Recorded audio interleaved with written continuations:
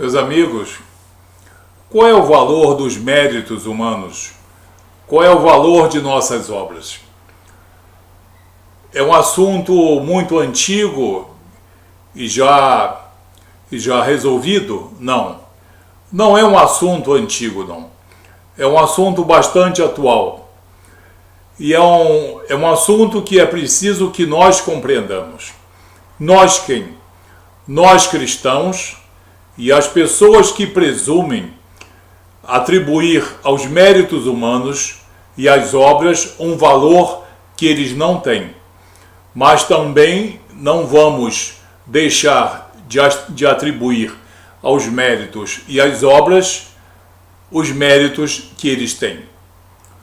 Então, afinal de contas, os méritos são bons? No campo espiritual, qual é a repercussão dos méritos? Das boas obras, da caridade, do amor e da mansidão. Os méritos, conhecimento, discernimento, erudição, conhecimento técnico, conhecimento científico, tudo isso é mérito e são obras, e são boas obras. Agora, qual é a repercussão disso no campo espiritual, no campo doutrinário? É bastante grave. Não existe contradição, porque nós não vamos aqui falar da opinião ou do ponto de vista de homens e mulheres. Nem vamos falar do ponto de vista de doutrinas, de mestres, de pastores, de sacerdotes católicos. Nós vamos falar do que diz Jesus sobre isso. Sim, o que Jesus e Paulo, o apóstolo Paulo, falam sobre méritos humanos e obras. Ambos falam que méritos humanos e obras são necessários e são sempre muito bem-vindos. Agora, tem uma coisa: méritos e obras não salvam ninguém. A grande discussão de muitas doutrinas e seitas é que eles exigem que todo o universo cristão reconheça que as obras salvam. As obras não salvam. Que os méritos, que através dos méritos o espírito do homem atingirá o nível da mais alta elevação e Deus vai ficar impactado com tanto conhecimento e tanta virtude. Não. Os méritos e as boas obras têm que ser desenvolvidas por todas as pessoas, independentes de serem cristãs ou não. É o budista, o cristão, o espírita, o católico, o muçulmano, todos nós, até pessoas agnósticas, são praticantes de boas obras e têm méritos. Serão salvos por isso? Não. A grande discussão, eu não chamo de discussão, a grande aspiração de certas pessoas, de certas seitas, principalmente espiritualista, é que através dos méritos e das obras seremos salvos. Porque isso foi preconizado pelos seus autores e pelos seus mestres. E eles não querem acreditar, não querem saber de outra versão. Mesmo que essa versão venha dos apóstolos e mesmo que a certeza venha do próprio Jesus. É a velha salvação pelas obras que não existem e que são interpretadas. Os méritos humanos, morais e espirituais e também os méritos intelectuais e as boas obras agradam a Deus e são manipuladas por Deus em benefício das pessoas. Agora, qual é a situação dos méritos e das obras? Em nenhum lugar da Bíblia, de Gênesis até Apocalipse, existe salvação pelas obras. Ninguém pode mostrar isso. Isso não existe. Mas vamos começar fazendo um suspensezinho. Vamos começar por Apocalipse, capítulo 22, verso 12, em que Jesus fala: eis que venho sem demora, e comigo está o galardão, quer dizer, o prêmio, para retribuir a todos aqueles que têm o seu nome escrito no livro da vida. Para retribuir a cada um segundo as suas obras. Eis que venho sem demora, trago comigo o galardão, para retribuir a cada um segundo as suas obras. Que maravilha! Teríamos aí um versículo típico e inquestionável sobre salvação pelas obras. Não. Um versículo não faz doutrina. O versículo 12 do capítulo 22 de Apocalipse, dito por Jesus, o final do capítulo 21 e o capítulo 22 está falando de quê? Das pessoas salvas, das pessoas que têm o nome escrito no livro da vida. Então você vê que um versículo isolado, ele é maliciosamente, ardilosamente utilizado para confeccionar mentira. Está vendo? Então nós cristãos e muitos dos nossos amigos de muitas doutrinas que andam preconizando salvação pelas obras, precisam ser honestos com eles mesmos e com as pessoas e ensinar ao seu público-alvo que esse versículo 12 do capítulo 22, palavras do próprio Jesus, que está prometendo retribuir a cada um segundo a sua. A própria palavra retribuir já fala em galardão. Ele diz que vem retribuir o galardão, venho sem demora, trago comigo o galardão para retribuir a cada um segundo as suas obras. Sim. Então ele está falando das pessoas salvas, das pessoas que têm o nome escrito no livro da vida. É o chamado Tribunal de Cristo.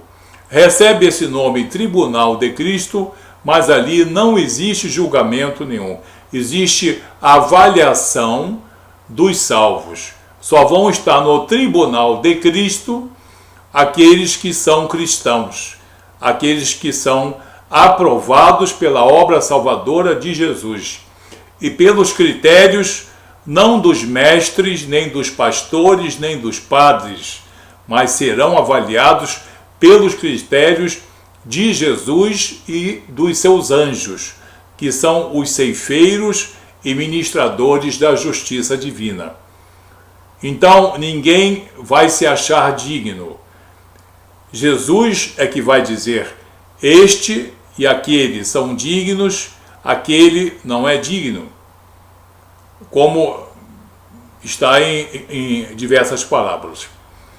Apocalipse 22, capítulo 22, verso 12, está falando da distribuição de galardão, de um prêmio, de uma, digamos, estratificação espiritual nos níveis elevados para os que já são salvos, para os que já são aprovados.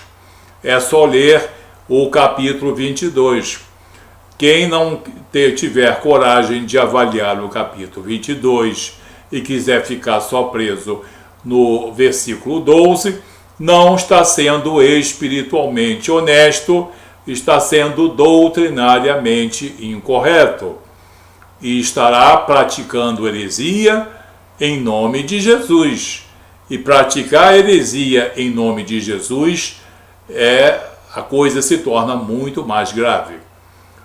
Então, nesse verso 12 do capítulo 22, em que aos olhos, digamos, de um espectador desavisado, parece salvação pelas obras, não é.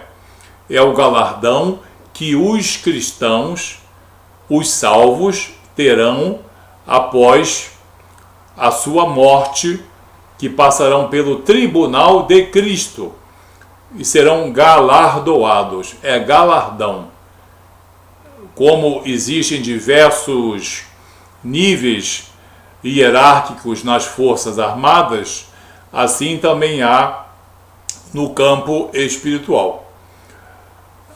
E como prova, para dar um respaldo maior, de que as obras e os méritos são aprimoradores, isso são.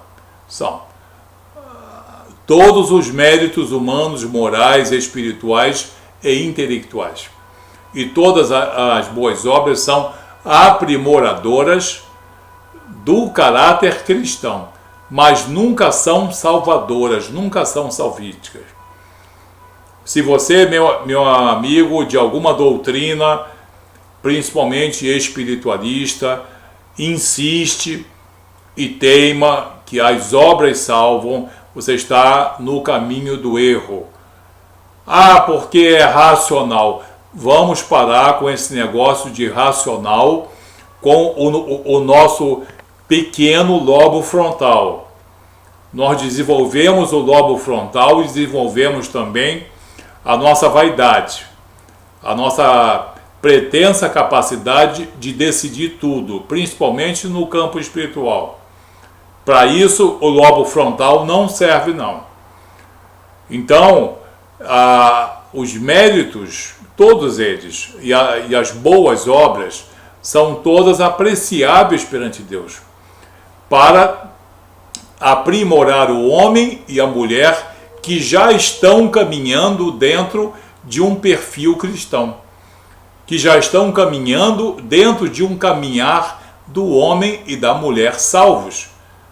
Salvos por quê?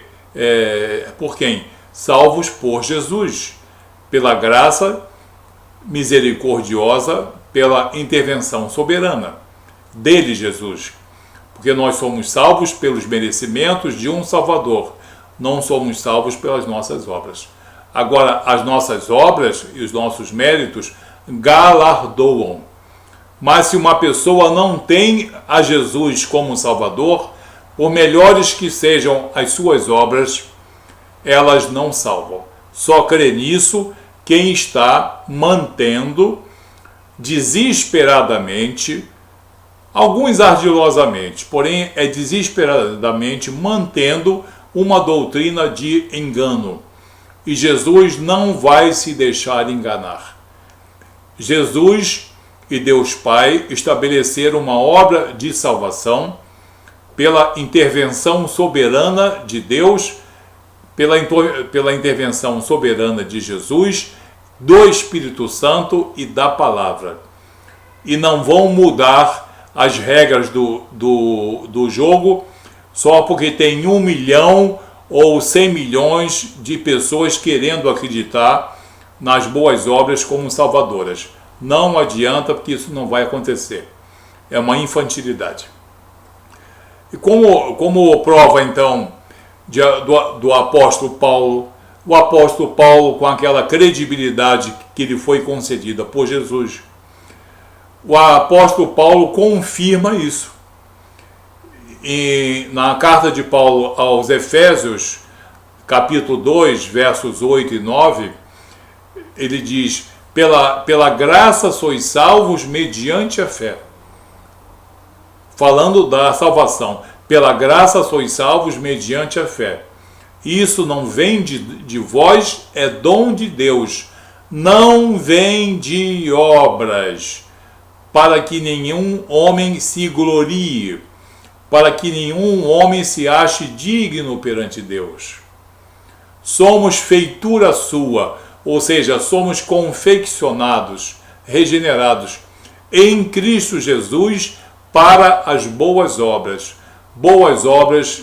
que Deus de antemão nos concedeu para que nelas andássemos. Você vê como é que o texto é lindo e é claro. Paulo diz: as tuas obras não vão te salvar, mas se você se submeteu à obra salvadora de Jesus, essas obras você vai caminhar nelas e elas vão te dar galardão. Galardão aqui, nesta vida, e galardão também na vida eterna. Então Paulo, o apóstolo Paulo, em Efésios 2, 8 e 9, ele fala muito bem sobre isso. E ele confirma isso quando escreve também ao jovem pastor Tito, em Tito capítulo 3, versos 5, versos 6, em que ele diz: não pelas obras de justiça que houvéssemos praticado. Quer dizer, não pelos nossos méritos, não pelas obras de justiça que houvéssemos praticado, mas pela sua misericórdia, ele nos salvou. Méritos dele.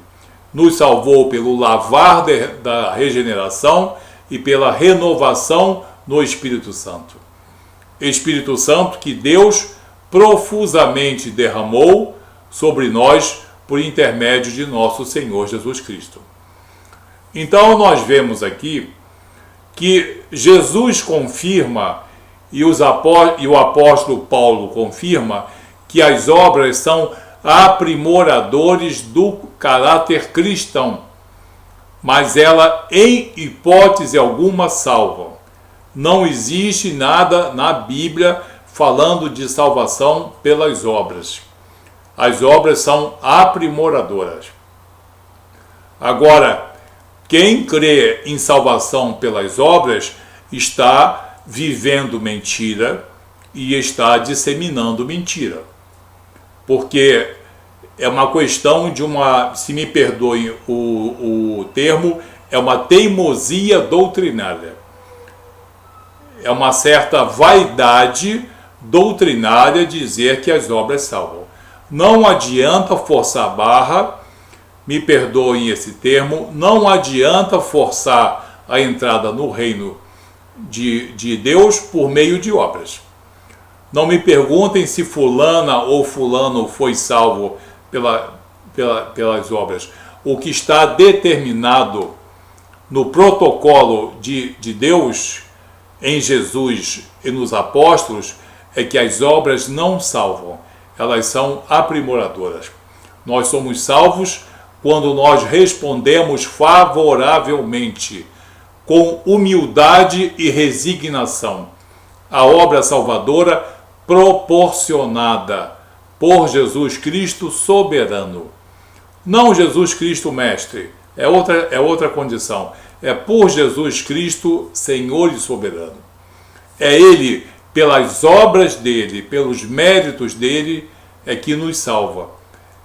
Agora, depois que nós somos salvos, as obras têm que ser praticadas. Porque senão Tiago nos fala na sua epístola muito bem, que a fé sem obras é morta. Seria uma fé puramente intelectual, não é uma fé bíblica, porque uma fé que seja realmente bíblica, uma fé genuinamente cristã, ela é transformadora, regeneradora, ela é dinâmica, ela enche o homem e a mulher de virtudes perante Deus e também beneficia as pessoas que estão em torno de nós. Então, as obras são muito importantes, os méritos também. Nunca salvam ninguém, mas são condições aprimoradoras de quem já é salvo, de quem já tem um caráter cristão. Então, não adianta negar o senhorio de Jesus, nem a sua obra salvadora, e começar a praticar boas obras, trabalhar dia e noite, mostrando a Deus que o homem é capaz de, pelo homem e pelos recursos do homem, salvar-se, remir-se. Isso aí é uma ofensa perante Deus. E tem muitas pessoas fazendo isso. Aí dizem que os cristãos só vivem de fé e graça. Quem disse que nós vivemos somente de fé e graça? Nós somos salvos pela graça mediante a fé, sim. Nós damos o mesmo valor às obras que todo mundo dá. Agora, nós não temos a jactância nem a ousadia de dizer que as nossas obras salvam. Eu, por exemplo, tenho minhas obras. Eu tenho certeza que eu tenho os meus méritos, mas eles não me salvam. Eu serei maldito perante Deus se disser que os meus méritos ou as minhas obras me salvam. Agora, eu sei que sou salvo, e como homem salvo pela intervenção soberana de Jesus, esses méritos vão me dar galardão. Agora, pequeno, médio ou grande, não sou eu que vou determinar. É no tribunal de Cristo que isso vai ser determinado soberanamente por Jesus e pelos anjos. Ok? Então, obras não salvam, obras aprimoram. O que nós temos que fazer, em primeiro lugar, é buscar a obra salvadora pelos merecimentos de um Salvador. Isso é cristianismo bíblico. Isso chama-se teologia cristã, soteriologia cristã. Qualquer outra soteriologia, me perdoem, é enganosa, é de qualquer modo herética, pode estar coberta de caridades, de muito amor pelo próximo, mas estará demonstrando aversão às verdades de Deus.